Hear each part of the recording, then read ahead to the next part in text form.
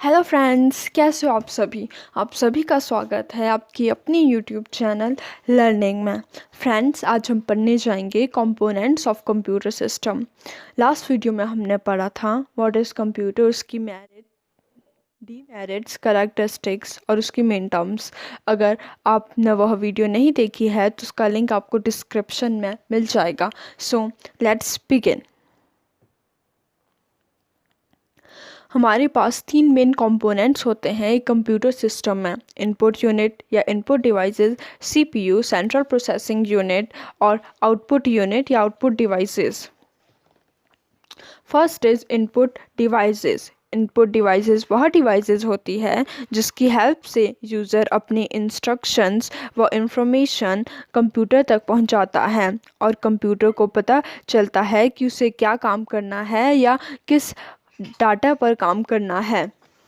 Example of input devices: keyboard, mouse, joysticks, light pen, OCR, optical character reader, scanner, digital camera, microphone. Friends, अगर आप चाहते हैं कि मैं इन एग्जाम्पल्स पे एक लॉन्ग वीडियो बनाऊं तो मुझे कमेंट सेक्शन में ज़रूर बता देना। Second is CPU, stands for Central Processing Unit. Data को कंप्यूटर में डालने के बाद कंप्यूटर को उस पर काम करना होता है ताकि वह रिज़ल्ट यूज़र को प्रोवाइड कर सके। CPU एक ऐसा पार्ट है जहाँ पर डाटा को रखा जाता है और उस पर अकॉर्डिंग टू इंस्ट्रक्शन काम किया जाता है। इसीलिए हम इस भाग को कंप्यूटर का ब्रेन या दिमाग भी कहते हैं। CPU के बिना कंप्यूटर का कोई काम नहीं हो सकता। CPU के तीन पार्ट्स होते हैं: arithmetic and logical unit, control unit and memory unit. First, arithmetic and logical unit.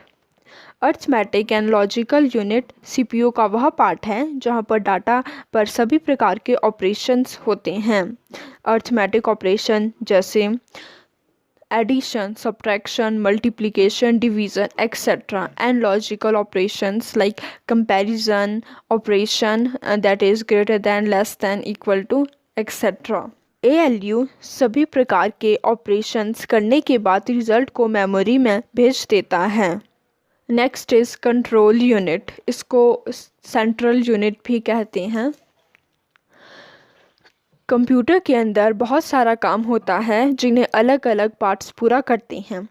Control unit computer के सारे कंपोनेंट्स और प्रोसेसिंग को कंट्रोल करता है तथा अकॉर्डिंग टू नीड इंस्ट्रक्शंस भी देता है। फॉर एग्ज़ाम्पल, इनपुट डिवाइसेस को इंस्ट्रक्शन देता है कि डाटा यूज़र से लेकर कहाँ स्टोर करना है तथा प्रोसेसिंग के बाद रिज़ल्ट को कहाँ पर स्टोर करना है, कब उस रिज़ल्ट की आउटपुट दिखानी है, etcetera.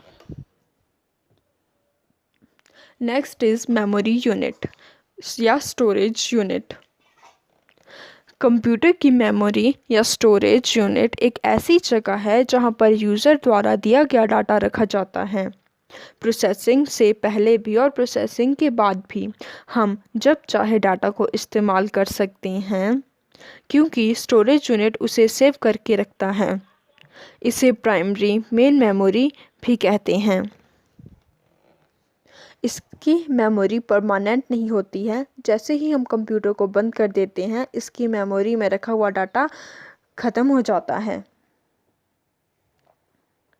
Last is output devices. Output devices में वह सभी डिवाइसेस आती है जिसकी मदद से यूज़र को कंप्यूटर में रिज़ल्ट मिलता है या कोई इम्पोर्टेंट इंफॉर्मेशन दिखाई देती है। हमारे पास दो टाइप्स की आउटपुट डिवाइसेस होती हैं। First is soft copy output devices and second is hard copy output devices. Soft copy output devices for example monitor and hard copy output devices example printers. Examples of output devices: monitor, printer, plotter, headphones, projector, computer speaker, etc.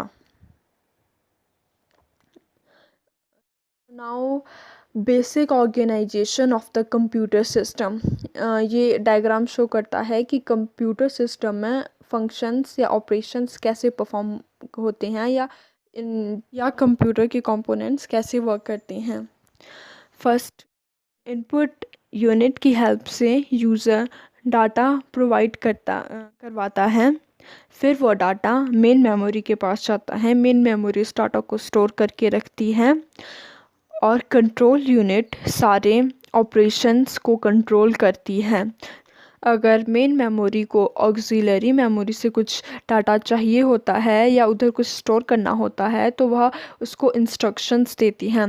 Auxiliary memory को हम permanent memory भी बोलते हैं। इसके examples है hard disk, floppy disk etcetera.